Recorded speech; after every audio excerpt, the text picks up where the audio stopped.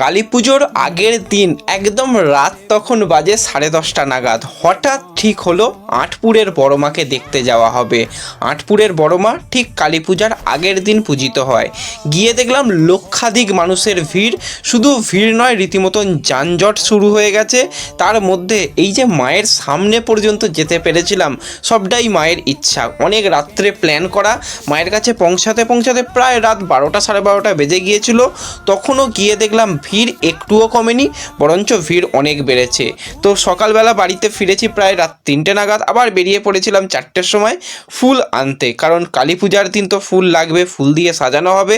Koikala station থেকে এসে আবার ভিডিও শুরু করেছিলাম। এখানে রয়েছে কুশল এবং পুলক, আমরা 3 বন্ধুই মোটামুটি প্রতি বছরই যাই মায়ের পুজোর জন্য ফুল আনতে। এবং আকাশ তখন কিন্তু পুরো কুয়াশায় ঢাকা ছিল। যত ট্রেন এগিয়ে যাচ্ছে হাওড়ার দিকে ততই কিন্তু কুয়াশা যেন আরও বেড়ে যাচ্ছে।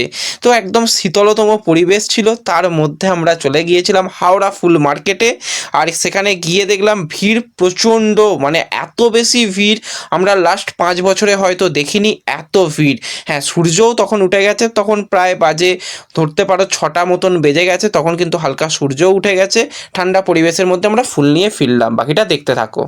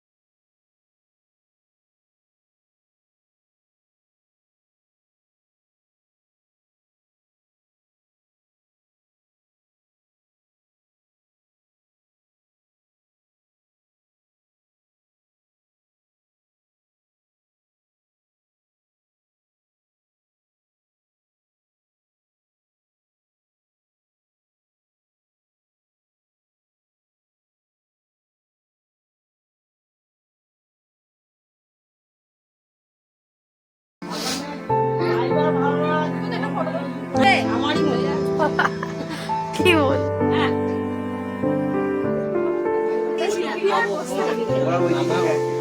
লম্বা, হ্যাঁ পুরো চালু। দেখি দেখি ভাড়া একদম একদম আবার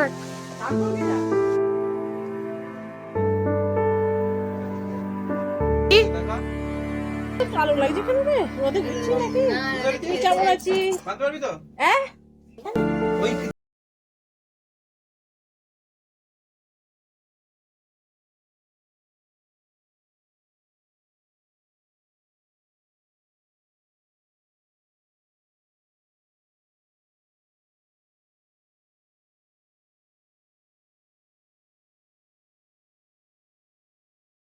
কটা আছে কাকা? আর কটা ধর রে?